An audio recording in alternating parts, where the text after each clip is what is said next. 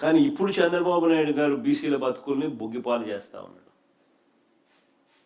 నిజంగా ఒకసారి ఏదైతే నేను చెప్పినానో ఇవన్నీ కూడా వాస్తవంగా జరిగినటివి, ఇవన్నీ ఆన్ రికార్డ్.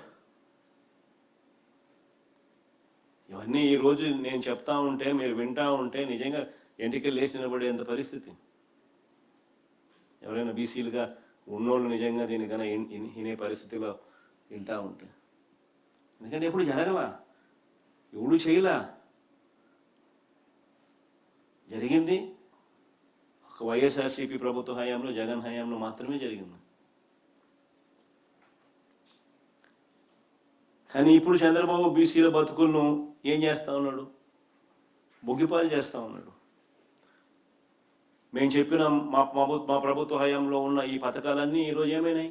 అన్నీ రద్దయిపోయినాయి. పైగా ఈయన చేస్తానన్న సూపర్ 6లు, సూపర్ 7లు బాండ్లు ఇచ్చి మేనిఫెస్టోలో చెప్పి ఏమైనాయి? అన్ని డస్ట్బిన్లో వేసేసినాడు. అన్నీ మోసాలే. పైగా రాజకీయంగా బీసీలను రాజకీయంగా ఎవరైనా ఎదుగుతా ఉన్నారు అని అంటే వారిని ఓర్చుకోలేక వారి మీద అక్రమ కేసులు పెట్టి జైల్లో పెట్టే కార్యక్రమం చేస్తూ ఉన్నాడు ఈరోజు. ఎగ్జాంపుల్స్ కూడా చెప్తా ఉన్నాను.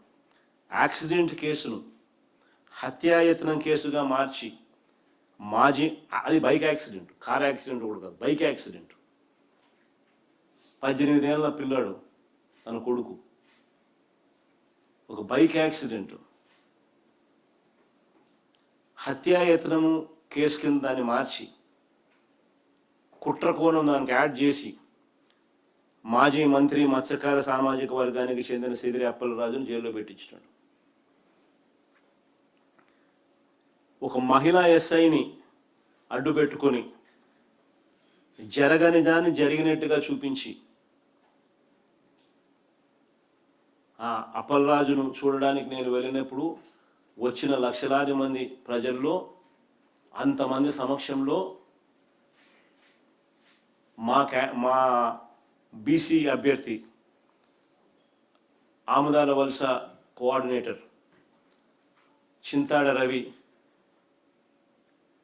ఆమెను చంపడానికి ప్రయత్నం చేసినాడంట అనే దాని మీద కేసు. ఆ కేసు మీద ఆయన జైల్లో పెట్టినారు. ఏమన్నా అసలు ఆలోచన చేయమని అడుగుతా ఉన్నా.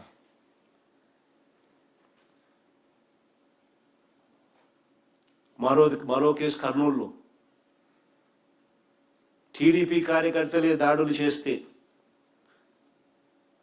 పైగా తప్పుదోవ పట్టించడానికి అదే టీడీపీ కార్యకర్త చేత ఏకంగా ఆయన భార్య దుస్తులను చింపేయించి అది చేసింది మా ఎమ్మెల్యే అనుచరులే అని చెప్పి ఆలూరు ఎమ్మెల్యే బోయ సామాజిక వర్గానికి చెందిన విరూపాక్షపై కేసు పెట్టి జైల్లో పెట్టారు. ఒక కార్యకర్త, ఆ కార్యకర్త బీసీని ఫోన్ చేసి ఫోన్లో వీడియో పంపించి ఎమ్మెల్యేకి, అన్న నన్ను అటాక్ చేస్తూ ఉన్నారు, నా ఇంటి మీద పడతా ఉన్నారు అని చెప్పి ఆవేదనతో పెడితే పోలీసులకు మా ఎమ్మెల్యే ఫోన్ చేస్తే పలికేటోడు లేడు. మళ్ళీ ఒక అర్ధగంట తర్వాత ఆ కార్యకర్త మళ్ళా ఫోన్ చేసి అన్న పరిస్థితి విషమిస్తూ ఉందన్న అని చెప్పంటే ఎమ్మెల్యేనే పోయాడు పాపం ఆ కార్యకర్తను కాపాడుకునే దానికోసం. ఆ కార్యకర్తని కారులోకి ఎక్కించుకొని వచ్చేటప్పుడు దారిలో ఇంకో పక్క ఊర్లో ఎమ్మెల్యే మీద అటాక్. ఎమ్మెల్యే తమ్ముడు చెయ్యి ఇరగొడతారు. ఇరగొట్టి అక్కడ వాళ్ళు ఒకరు ఆయన భార్య దుస్తులను ఆయనే చంపుతాడు. అది వీడియోలో కూడా కనపడతాను, సోషల్ మీడియాలో వైరల్ అవుతాను. వాళ్ళ బట్టలు, ఆయన భార్య బట్టలను ఆయనే చంపడం. అది మా ఎమ్మెల్యే అనుచరులు చింపినారని చెప్పి కేసు పెట్టి ఎస్సీ ఎస్టీ కేసు పెట్టడం. ఎమ్మెల్యే పోలీస్ స్టేషన్ దగ్గరికి వెళ్ళి కేసు పెట్టే ప్రయత్నం చేస్తే ఆ మనిషిని తీసుకొని పోయి ఎమ్మెల్యే తమ్ముని తీసుకొని పోయి ఆ మనిషిని ప్రజెంట్ చేసి అటాక్ కాబడ్డ మనిషిని ప్రజెంట్ చేసి ఎమ్మెల్యే తమ్ముడు చెయ్యిరిగిపోయిన ఎమ్మెల్యే తమ్ముడిని ప్రజెంట్ చేసి కేసు పెట్టమంటే కేసు పెట్టేటోడు లేడు. మళ్ళీ అదే ఎమ్మెల్యే రాత్రి ఇంటి దగ్గరికి వెళ్ళి పడుకుంటే తెల్లవారుజామున అదే ఎమ్మెల్యే ఇంటి మీదకి 100 మంది పోలీసులతో వచ్చి దాడి చేసి ఎమ్మెల్యేని అరెస్ట్ చేస్తారు. తప్పుడు కేసులు, అక్రమ కేసులు.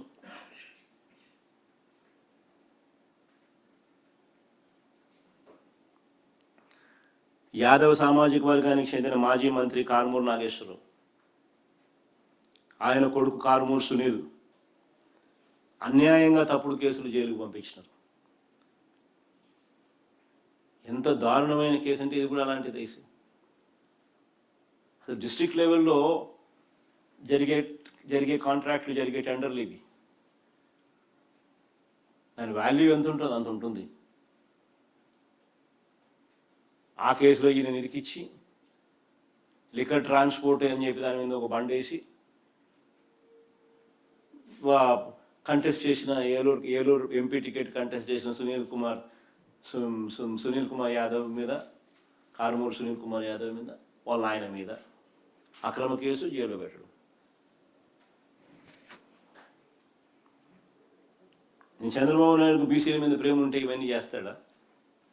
విశాఖపట్నంలో 7 మత్స్యకారులు వేటకు పోతే అందులో 6 చనిపోతే కనీసం వాళ్ళని చూడడానికి స్థానిక మంత్రి బోలా. ఈయన బీసీల మీద ప్రేమ గురించి మాట్లాడతాడు. విద్యా దీవెన, వసతి దీవెన, ఫీజు రీయింబర్స్మెంట్ బకాయిలు 9,000 కోట్లు. పిల్లలకు సర్టిఫికెట్లు ఇవ్వడం, పిల్లలు చదువులు మానేస్తా ఉన్నారు. అత్యధికంగా నష్టపోయింది బీసీలే. పట్టించుకునే నాతులు లేడు.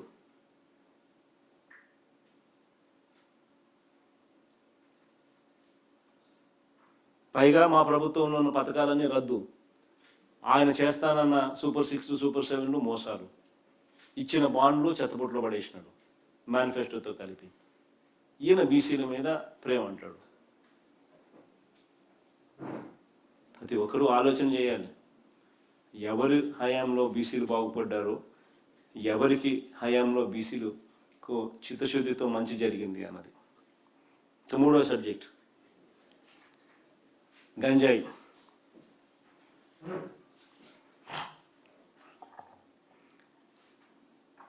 ఒకవైపేమో ఇలా తప్పుడు కేసులు పెడతా ఉన్నారు, రాజకీయంగా వేధింపులకు పాల్పడుతూ ఉన్నారు. ఒకవైపున ఇవన్నీ జరుగుతూ ఉన్నాయి. మరోవైపు చంద్రబాబు నాయుడు గారి పాలన రాష్ట్రంలో ఎలా ఉంది అని చెప్పి ఒక్కసారి గమనించినట్లయితే ఈరోజు రాష్ట్రంలో కనిపిస్తూ ఉన్నది ఏమిటి అని అంటే మట్టి mafia, sand mafia, silica, quads, laterite అన్నీ మాఫియాని, లిక్కర్ మాఫియా, అధిక రేట్లకు పీపీఏలు, ప్రభుత్వ ఆస్తులను పప్పు బెల్లాలకు, వీళ్ళకి నచ్చిన వాళ్లకు, వీళ్ళ బంధువులకు కట్టబెట్టడం, అధిక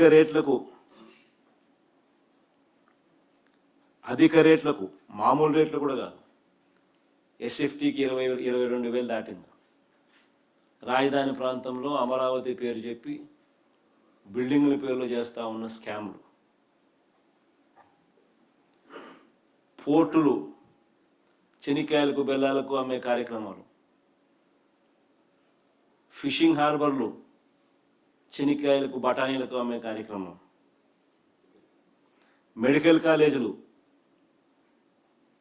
చెనిక్కాయలకు బఠానీలకు అమ్మే కార్యక్రమం, విలువైన భూమి ఎక్కడ కనపడినా కానీ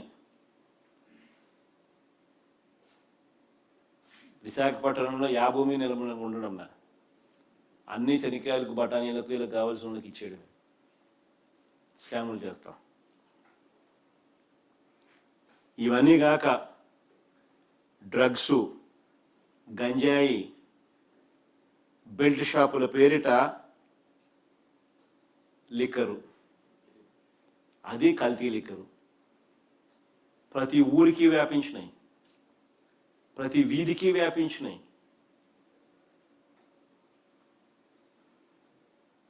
ఈరోజు ఏ ఊర్లలో కూడా ఈరోజు ఆ స్థాయికి తీసుకుపోయినాడు చంద్రబాబు నాయుడు గారు.